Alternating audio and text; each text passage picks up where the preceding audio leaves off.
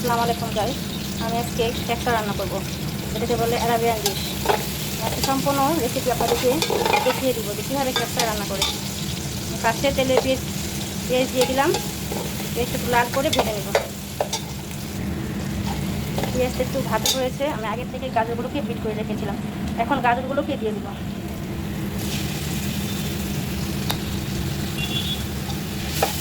পরিমাণ মতো গাজর দিয়ে দিলাম। গাজরটা ভেজে নেব।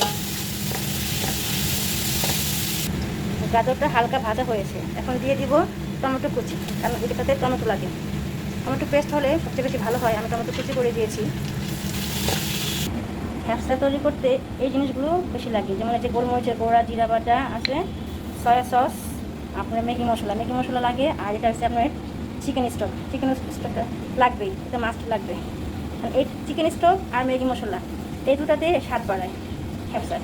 আর এখানে আদা বাটা আছে, এগুলো দিয়ে দিব। একটু আগে আমি জাতীয় উপকরণ দেখিয়েছিলাম, এগুলো সব একটু একটু করে দিয়ে দিব। সয়া সস দিয়ে দিলাম, ম্যাগি মশলা, জিরা বাটা,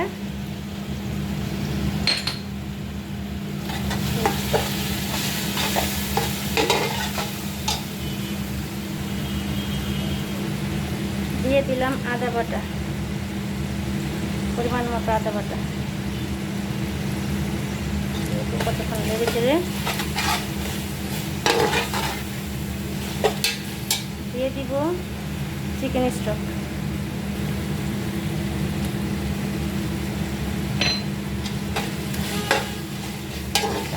হালকা নেড়ে চেড়ে দিয়ে দিব পানি। পানি দিয়ে এটাকে ভালো মতো কষিয়ে নেব। মশলাটা যাতে নরম হয়, কালারটাও দেখতে ভালো লাগে, এটাকে ভালো মতো কষাবো। দিয়ে দিলাম লবণ। আর এটাতেও কোনো ধরনের গরম মশলা ব্যবহার করা হয় না। মশলাটা কষানো হয়ে গেলে দিয়ে দেবো একটু টমেটো সস। দেখেন মশলার কালারটা খুব সুন্দর হয়েছে।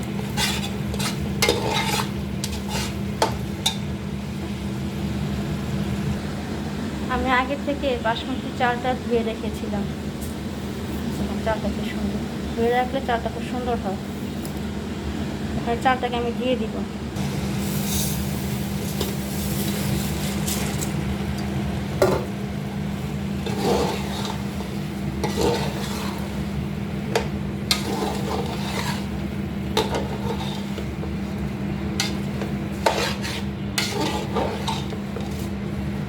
এক হাতে রান্না, এক হাতে ভিডিও করছি, চাই হয়তো ভালো মতো ক্যামেরা ধরতে পারতেছি না, এই জন্য দুঃখিত আমি। চালটা একটু ভাজা হয়ে গেছে, এখন আমি পানি দিয়ে দিব। ফুটানো গরম পানি দিয়ে দিলাম, পরিমাণ মতো পানি দিয়ে দিব। আমার এখানে 1.5 কেজি চাল আছে। আমি চিকেন স্টক ব্যবহার করেছি ফুল 2টা। 1 কেজি চালে চিকেন স্টক লাগে 1টা। এখানে যেহেতু আমি 1.5 কেজি চাল দিয়েছি, সেজন্য আমি চিকেন স্টক একটু বেশি বাড়িয়ে দিয়েছি। আমি আগে থেকে চিকেনগুলো ভেজে রেখেছিলাম, এখন এগুলো দিয়ে দিব। চিকেনগুলো সব দিয়ে দিলাম।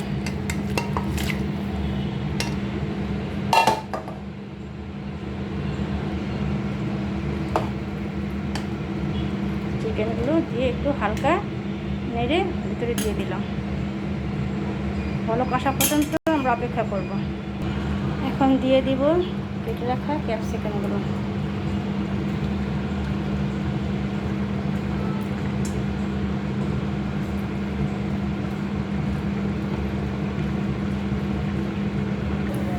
এখন ঢাকনা উঠিয়ে দেখব চালটা কেমন হয়েছে। মাশাআল্লাহ খুব সুন্দর। এটাকে আমরা একটু দমের হালকা একটু মাঝখান দিয়ে চালটা কেটে দিব, তার পানিটা হয়। আর এটাকে একটু দমে রাখবো। এটার উপরে একটা পেপার দিয়ে আমরা এটাকে 20 মিনিট দমে রাখবো। রাখার পরে তারপর এটা বোঝা যাবে যে এটার কালারটা, তারপর এটা কেমন হয়েছে দেখাবো লাস্ট ফিনিশিং। আমরা হালকা একটু দমে রাখবো। পেপার দিয়ে আমি ক্যালেন্ডার দিয়ে দিলাম, পেপার দিয়ে কীভাবে এভাবে করে দমে রাখবো, 20 মিনিট দমে রাখতে হবে, তাহলে উপর নিচ দমটা সমান হবে। আমি এবার লাস্ট ফিনিশিংটা দেখিয়ে দেবো। দেখেন মাশাআল্লাহ কি সুন্দর হয়েছে। দমের পরে এটা অ্যারাবিয়ান ডিশ, যেটা বলে অ্যারাবিয়ান ডিশ খ্যাপসা, মাশাআল্লাহ কি সুন্দর কালার।